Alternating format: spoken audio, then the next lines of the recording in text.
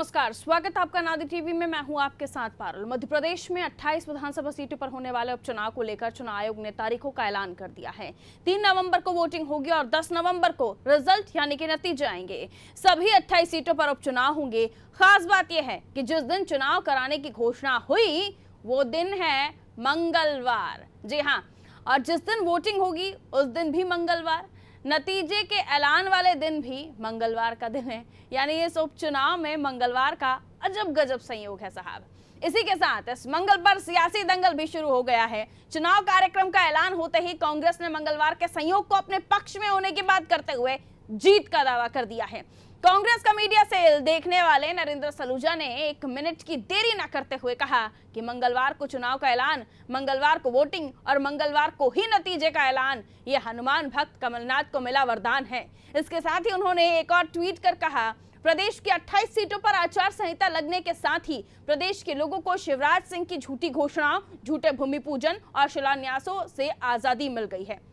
पूर्व मंत्री जीतू पटवारी ने यही बात एक मीम्स जारी कर की है। क्या है वो भी आपको दिखाते हैं। पहले नरेंद्र सलूजा ने क्या कुछ कहा है वो सुनिए।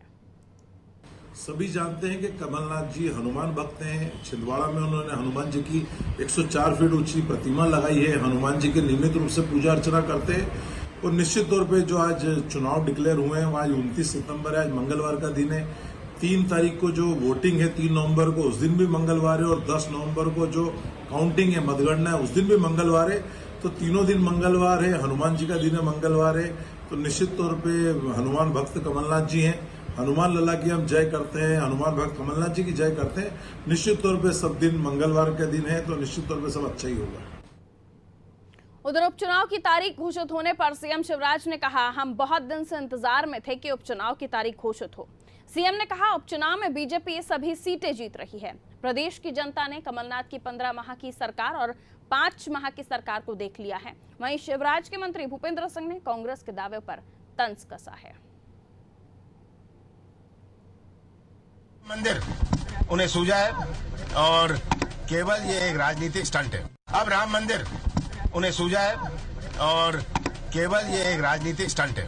अब राम मंदिर उन्हें सूझा है और केवल ये एक राजनीतिक स्टंट है। अब राम मंदिर।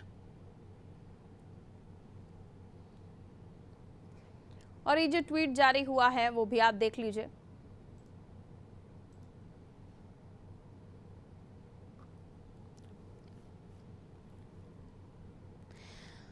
जीतू पटवारी ने लिखा, हनुमान भक्त कमलनाथ को मिला वरदान। आज मंगलवार दिनांक 29 सितंबर को चुनाव की घोषणा हुई। मंगलवार दिनांक 3 नवंबर को वोटिंग होगी और मंगलवार दिनांक 10 नवंबर को काउंटिंग होगी। हनुमान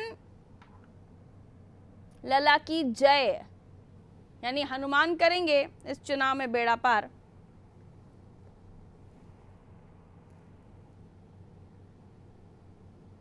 तो मंगलवार का दिन अपने पक्ष में बता रही है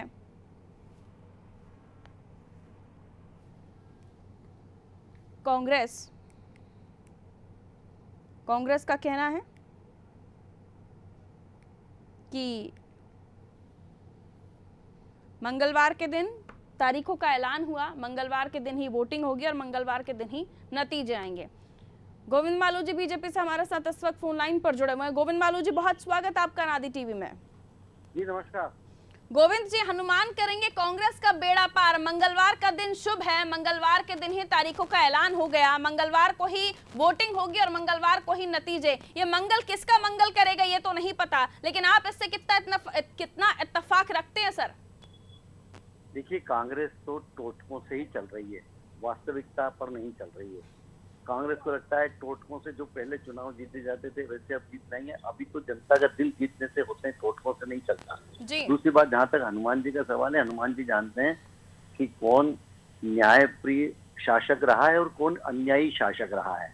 और उन्होंने भी लंका ढाई थी और और ये जो लंका ढह चुकी है उसको अब राम राज्य वाले जो लोग हैं उनका साथ हनुमान जी देंगे। हम कभी धर्म में इस तरह के टोटकों का उपयोग नहीं करते, श्रद्धा रखते हैं। लेकिन कांग्रेस तो अब जिस ढंग का सन्नीपात में है उससे अब क्या कहा जाए उसके लिए। अब लेकिन अगर मंगल का दिन सामने आ गया है और उसको लेकर आश्वस्त नजर आ रही है कांग्रेस, हाँ, तो आपको क्या लगता है कि अब कांग्रेस को मेहनत करने की जरूरत ही नहीं, बैठ जाइए, भगवान हनुमान कांग्रेस सब को कुछ अगर ऐसा कर लगता है तो देंगे? घर बैठना चाहिए कि मंगलवार को जीत ही जाएंगे चुनाव में। यहाँ भूपेंद्र सिंह साहब ने भी लिखा ट्विटर पर कि जिन कमलनाथ ने प्रभु श्री राम के मंदिर को राजनीतिक स्टंट बताया, उन्हें हनुमान जी का वरदान नहीं मिलना चाहिए, नहीं मिलेगा, ऐसा कुछ उन्होंने लिखा है। मिलने की संभावना अधिक है। आप गदा मिलने की बड़ा- संभावना है, हनुमान जी के बड़ा- गदा को लेकर उन्होंने वो लिखा छोटी है। थैली भी। जी, क्या कहेंगे उस पर आप? हेलो, जी, उन्होंने लिखा कि हनुमान का वरदान नहीं, गदा मिलने की जरूर संभावना है। भूपेंद्र सिंह जी का ट्वीट, उस पर आपका भी रिएक्शन चाह रही थी मैं। हाँ, भूपेंद्र सिंह जी ने सही कहा। हम्म भूपेंद्र सिंह जी ने कोई गलत नहीं कहा। हम्म एक वीडियो भी मैंने पहले कह दिया। वीडियो भी जारी किया है जिसमें कमलनाथ जी इस तरह की बातें भी करते हुए नजर आ रहे हैं। मैंने यही तो कहा, कमलनाथ जी को अपने 15 महीने के कामों को लेकर जनता के बीच में जाना चाहिए, ताकि उनको असलियत पता लगेगी कि जनता क्या उनको सम्मान दे रही है या सम्मान कर रही है, क्या कर रही है। चलिए, बहुत शुक्रिया मालू जी हमारे साथ जुड़ने के लिए। तो गोविंद मालू जी हमारे साथ बीजेपी से बने हुए थे। देखिए, भूपेंद्र सिंह का ट्वीट, मंत्री भूपेंद्र सिंह, उन्होंने लिखा कि जिन कमलनाथ ने प्रभु श्री राम के मंदिर को राजनीतिक स्टंट बताया, उन्हें हनुमान जी का वरदान नहीं, गदा मिलने की संभावना अधिक है।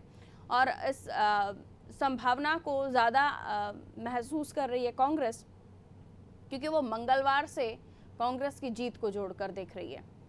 अब ऐसे में भगवान हनुमान या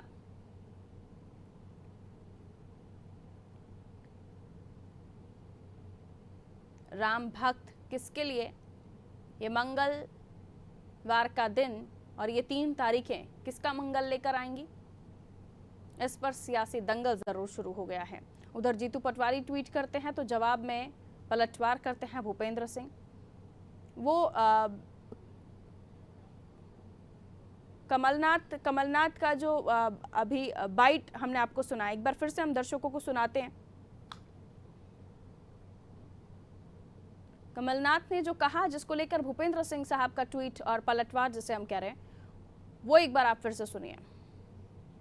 मंदिर उन्हें सूझा है और केवल ये एक राजनीतिक स्टंट है।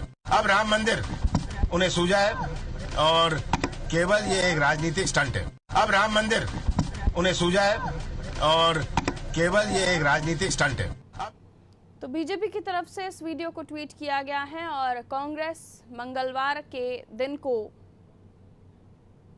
मंगल का दिन बता रही है। भूपेंद्र गुप्ता जी हमारे साथ इस वक्त फोन लाइन पर मौजूद है कांग्रेस से। भूपेंद्र गुप्ता जी, बहुत स्वागत आपका नादी टीवी में। जी, भूपेंद्र गुप्ता जी, मंगल का दिन कांग्रेस के लिए मंगल लेकर आएगा, ऐसा नरेंद्र सलूजा जी ने अपनी बाइट में कहा है। अगर मंगल के दिन पर ही भरोसा है तो तैयारियां फिर किस बात की कर रहे हैं सर? देखिए, तैयारियां तो आदमी करता है और मंगल की बात इसलिए है कि हनुमान जी के बड़े भक्त हैं कमलनाथ जी, और हनुमान भक्तों पे मंगल कृपा बरसाता है, तो ये है। और तारीखों की घोषणा हुई है, ये स्वागत है। और कांग्रेस पार्टी पूरी तरह से मेहनत कर रही है। गांव गांव देहात आज जो है 3 गुनी भीड़ थी शिवराज सिंह जी की सभा के मुकाबले कमलनाथ जी की सभा में रायसेन। जनता खुद बता रही है कि जनता गद्दारों को जो है सबक सिखाने के लिए तैयार बैठी है। तो ये तो एक बात है। दूसरी, हर आदमी सोचता है कि सलूजा जी भी सोचते हैं कि साहब मंगल की कृपा होती है उनपे। ये तो एक तरह की कहना चाहिए फेथ है, विश्वास है एक तरह का। हनुमान भक्त कमलनाथ को मिला वरदान, जीतू पटवारी साहब ट्वीट कर रहे हैं। यानी भगवान राम को लेकर उन्होंने कमलनाथ जी का एक वीडियो जिसको भूपेंद्र जी ट्वीट कर रहे हैं, जिसमें वो वीडियो में कमलनाथ जी कह रहे हैं भगवान राम के बारे में कि वो पॉलिटिकल स्टंट है।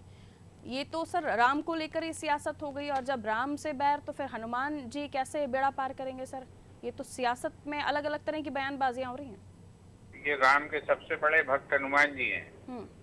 तो राम तो मर्यादा पुरुषोत्तम है, वो तो कण कण में व्याप्त हैं। तो भगवान राम तो सबके हैं। अब जितने हमारे हैं, जितने जो ठेकेदार बने फिरते हैं वो कहते हैं उनके, उतने हमारे भी हैं, उससे ज्यादा ही हैं हमारे।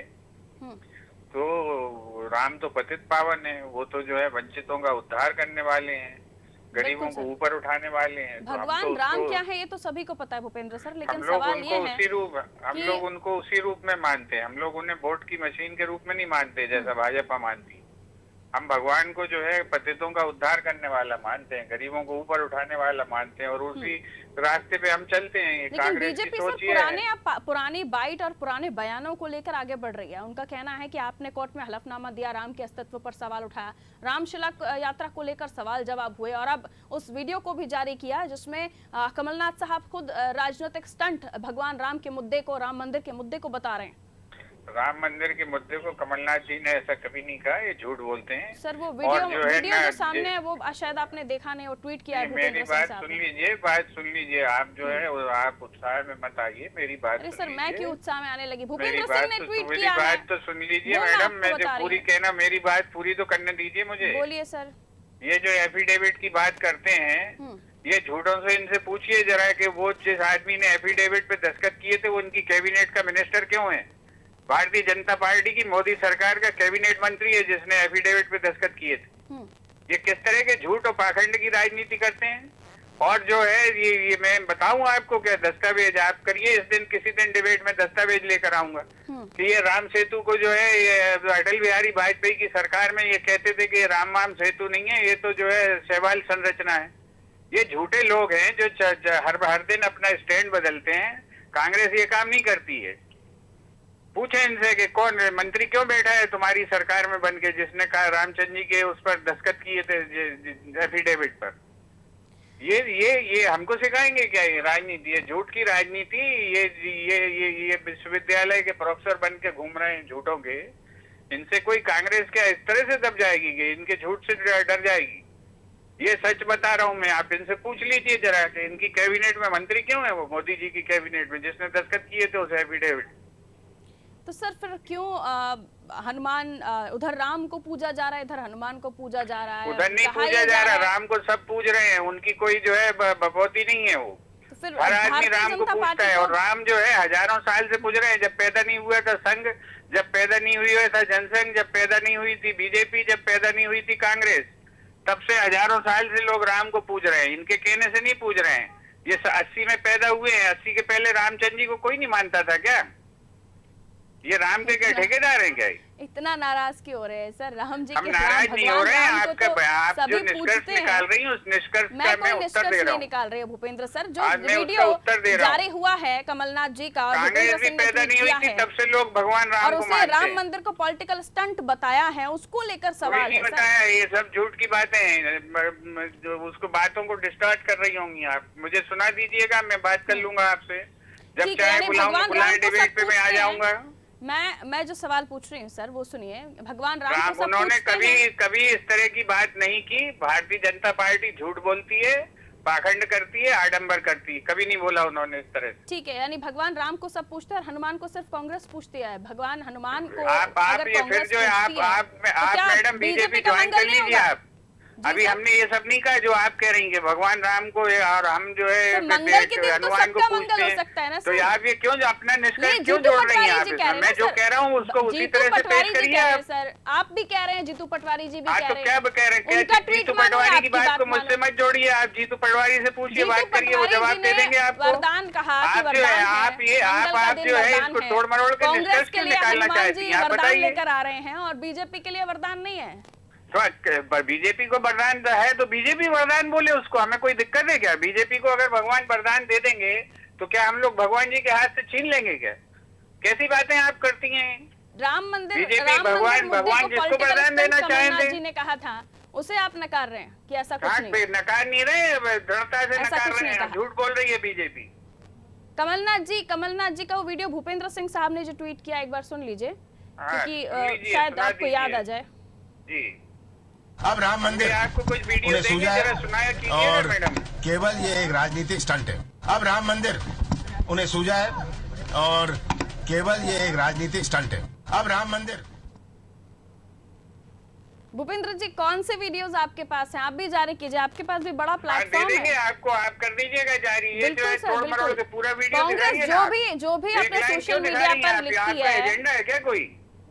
सर एजेंडा क्या, जो आप बोलते हैं वही तो बताते हैं सर। जो आप लोग बोलते हैं वही मीडिया उठाकर चलाता है। पूरा वीडियो सुनाइए आपके पेजेस पर क्या सुन रहे हैं, जवाब देंगे हम। पूरा वीडियो सुनाइए, आप एक लाइन काट के क्यों सुना रही? रामशिला पूजन को लेकर आप लोगों की तरफ से शिकायत हुई पूरा सर? वीडियो दिखाइए, पूरी हिम्मत कीजिए, आप पूरा वीडियो सुनाएंगे, आप रामशिला सुनाइए। को लेकर शिकायत आप लोगों की तरफ से हुई सर? राम आप मंदिर झूठ में शामिल क्यों हो रही हैं? को आप तो लेकर जो है पॉलिटिकल चैनल है। स्टंट आप कह रहे हैं सर? भगवान कोई हनुमान नहीं कह रहे हैं, वो उन्होंने उनकी भगवान हनुमान वरदान कैसे देंगे आपके पास? भूपेंद्र सर, अगर ऐसी कोई भी लगता है आपको कि ये वीडियो गलत है या छोटा है तो आप दे दीजिए ना सर। आप ये बताइए, मुझे पार्टी क्यों बना रहे? मैं भारतीय जनता पार्टी की नेत्री नहीं हूँ सर, मैं भारतीय जनता पार्टी से नहीं हूँ। आप भेजिए ना, आप भेजिए। भूपेंद्र सिंह ने जारी किया, जितना जारी किया उतना हमने दिखाया। भूपेंद्र गुप्ता जी के पास अगर कोई वीडियो है तो वो भेज दीजिए, वो भी चला देंगे। सवाल का जवाब नहीं होता तो दूसरा जो एंकर बैठा हुआ है उसे ही पार्टी समझने लगते हैं कांग्रेस के नेता। भूपेंद्र गुप्ता जी हमारे साथ जुड़े हुए थे, हम कोशिश करेंगे कि उनसे फिर से हम जवाब ले सके, बात कर सके। लेकिन देखिए, जो कहा है सो जनता के सामने आता है और जो छुपा है वो भी जनता के सामने आता है। यानी सच और झूठ दोनों ही चीजें जनता के सामने होती हैं। भगवान राम को भले ही आप पॉलिटिकल मुद्दा बनाया हो या जनता को समझते हुए या फिर जो भावनाएं हैं, क्योंकि आप शुरू से ही जानते हैं भारतीय जनता पार्टी किस विचारधारा से आगे बढ़ती है। राम मंदिर मुद्दा आज का भारतीय जनता पार्टी का मुद्दा नहीं है, वो बहुत समय से इस मुद्दे को लेकर आगे बढ़ते रहे हैं। राम मंदिर मुद्दा जैसे ही आया, कमलनाथ जी ने एक बाइट में कहा कि राम मंदिर मुद्दा पॉलिटिकल स्टंट है बीजेपी के लिए। और अभी रामशिला यात्रा निकल रही है सुर्खी में, जहां जिस यात्रा को लेकर कंप्लेन करती है कांग्रेस चुनाव आयोग से, और उसके बाद उन राम से ही बैर लेकिन हनुमान से प्रेम। भगवान हनुमान वरदान दे रहे हैं कमलनाथ जी को, क्योंकि मंगलवार ही बहुत अच्छा दिन है। मंगलवार के दिन तारीखों का ऐलान हो जाता है, मंगलवार के दिन नतीजे भी आने वाले हैं। और इन तमाम तारीखों को और दिन को मिलाकर जीतू पटवारी जी ट्वीट करते हैं और कहते हैं कि कमलनाथ जी के लिए ये दिन और ये तारीखें जो निकल कर आई हैं वो वरदान है। यानी भगवान हनुमान की कृपा सिर्फ कमलनाथ जी पर बरसने वाली है, कांग्रेस पर बरसने वाली है।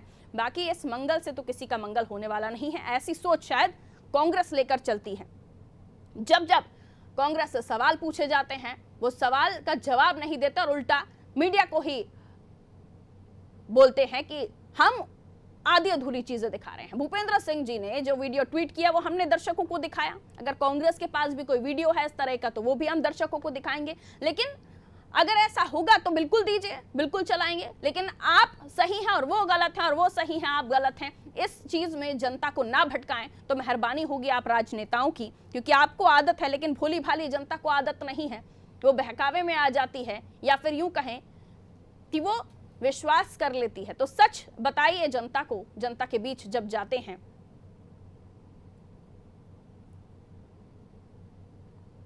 तो एक बार फिर से वो ट्वीट भी हम अपने दर्शकों को दिखाते हैं जो जीतू पटवारी ने किया है। नरेंद्र सलूजा जी को आप सुन चुके हैं, उन्होंने कहा कि मंगलवार के दिन तारीखों का ऐलान होता है, मंगलवार के दिन मत पड़ेंगे और मंगलवार के दिन ही मतगणना होगी। ये हैं जीतू पटवारी, पूर्व मंत्री, जिनका ट्वीट हनुमान भक्त कमलनाथ को मिला वरदान। आज मंगलवार दिनांक 29 सितंबर को चुनाव की घोषणा हुई। मंगलवार दिनांक 3 नवंबर को वोटिंग होगी और मंगलवार दिनांक 10 नवंबर को काउंटिंग होगी। हनुमान लल्ला की जय, ये ट्वीट है। और भूपेंद्र सिंह जी का ट्वीट भी देख लीजिए। भूपेंद्र सिंह जी लिख रहे हैं कि प्रभु श्री राम के मंदिर को राजनीतिक स्टंट बताया हो कमलनाथ ने तो उन्हें वरदान की जगह हनुमान जी का गदा मिले, इसकी संभावना ज्यादा है। इस तरह की टिप्पणी ट्विटर के माध्यम से भूपेंद्र सिंह जी ने की है।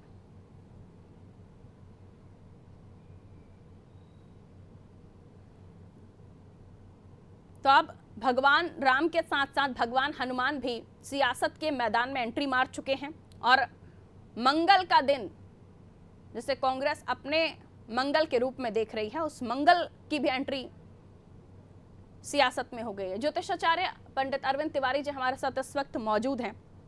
पंडित जी बहुत स्वागत आपका नादी टीवी में।